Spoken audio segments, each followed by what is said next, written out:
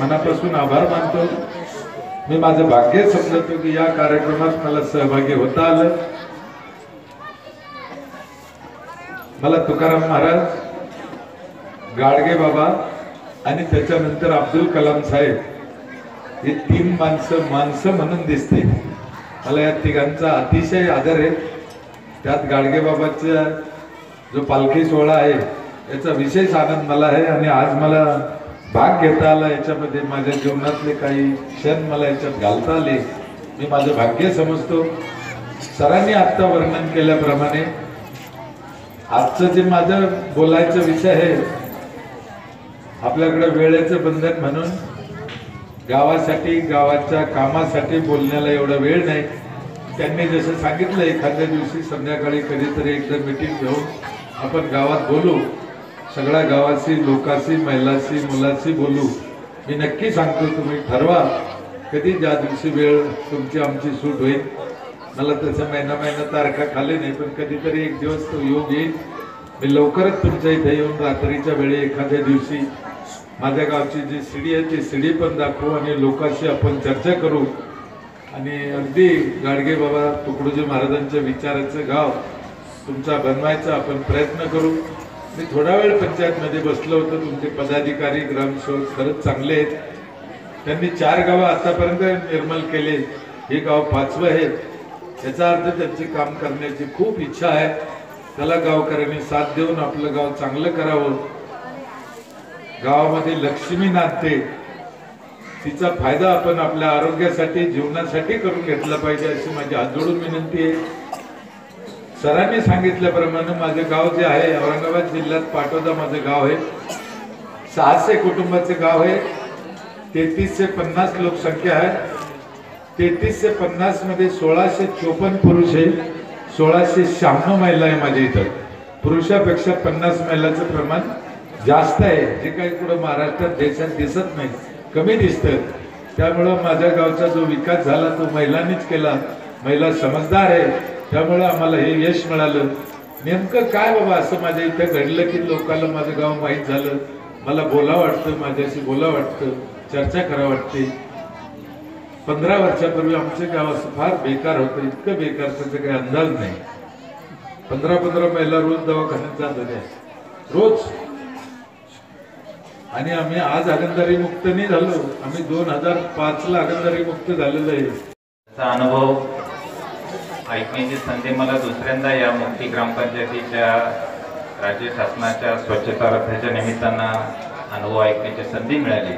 मी मनापासून ह्या ग्रामपंचायत आणि पेरे पाटील त्यांचं आभार मानतो का एक थोर काम त्यांनी, एक महत्त्वाचं काम त्यांनी, मोठं महान काम त्यांनी त्यांच्या गावात केलेलं आहे। पेरे पाटील साहेब, तुम्ही असे किस्से सांगत असताना मला आमचे डेप्टी शिव सोनाने साहेबांनी एक किस्सा सांगितला होता। म्हणजे आता इथं तरुण वर्ग आहे, मुलं आहेत, तुम्हाला माहितीसाठी सांगतो, या जगातला मागील 100 वर्षांमध्ये सर्वात महत्त्वाचा शोध काय लागला ते आमचे डेप्टी शिव सोनाने साहेबांनी सांगितलं त्या दिवशी कार्यक्रमात। IITच्या विद्यार्थ्यांनी हा संशोधन करून सांगितलं का मागील 100 वर्षातला सगळ्यात महत्त्वाचा शोध काय असेल तर ते म्हणे शौचालय। IITच्या विद्यार्थ्यांनी जर ह्या निष्कर्षापर्यंत पोहोचले असेल तर या मागील 100 वर्षातला सगळ्यात महत्त्वाचा आणि समाजाला उपयुक्त असलेला शोध म्हणजे शौचालय। मग मी पेरे पाटील साहेब विचार करत होतो, खरंच हा शोध फारच महत्त्वाचा आहे आणि शौचालयाचा शोध लागला नसता तर काय परिस्थिती झाली असती। म्हणजे आता मुंबई पुण्यातले लोक सकाळी मला वाटतं म्हणजे असे फॅमिली सहितच निघाले असते, कोणी टाटा इंडिगोमध्ये, कोणी बसमध्ये, असे ग्रुपमध्येच बाहेर पडले असते। तर शौचालय नसते तर काय केलं असतं? मोठमोठ्या इमारती बांधल्या, त्याच्यामध्ये फ्लॅटमध्ये 2-2, 3-3 शौचालय आहे। म्हणून ही अत्यंत महत्त्वाची जो विधी आहे तो उरकण्यासाठी शौचालय जर नसतं तर फार मोठी गंभीर परिस्थिती निर्माण झाली असते। म्हणून आपल्याकडे अजून वावर भरपूर आहे, त्यामुळे अजूनही काही मंडळी फार निवांत आहे, रिलॅक्स आहे। पण मला वाटतं सरपंचाने जर मनावर घेतला आणि ही वानर सेना जर कामाला लावली तर मला वाटतं किमान 30 दिवस जेव्हा येणार तेव्हा आम्ही सगळे ग्रामपंचायत सदस्य आणि सर्व सरपंच, उपसरपंच, आमचे सर्व नेतेगण आम्ही सगळे मिळून हा निर्णय घेणार आहे की आपल्या गावात सुद्धा आपण आता ATM मार्फत लोकांना स्वच्छ पाणी द्यायचं। आमचं गाव हागणदारी मुक्त जसं झालेलं आहे। आणि तिसरे आपल्या धुळे पंचायत समितीचे गट BDO साहेब श्री सोमोजी साहेब, मी त्यांचे सुद्धा आभार मानतो। त्याचप्रमाणे आमच्या पंचायत समितीचे सभापती संत गाडगे बाबा ग्राम स्वच्छता रथाचं त्याचं धुळे जळगाव जिल्हा सरहद्दीवर मुक्ती या गावी मुक्ती ग्रामपंचायतीचे सन्माननीय सरपंच, सर्व सदस्य, उपसरपंच आणि ग्रामस्थ यांनी मोठ्या आवेशात त्याचं स्वागत केलं रथाचं।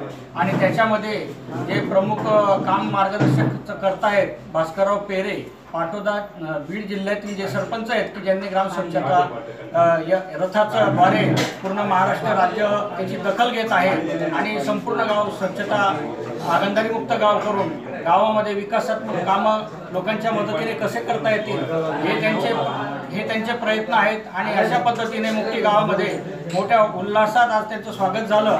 या कार्यक्रमाला धुळे जिल्हा परिषदेचे अतिरिक्त मुख्य कार्यकारी अधिकारी डॉक्टर अर्जुन गुंडे साहेब, धुळे ग्रामीणचे आमदार बाबासाहेब कुणाल पाटील, त्याचप्रमाणे इतर सर्व मान्यवर, गटविकास अधिकारी असतील, सहाय्यक गटविकास अधिकारी असतील, सर्व परिसरातील सन्माननीय सरपंच, ग्रामसेवक आणि ग्रामस्थांनी आवर्जून हजेरी लावली।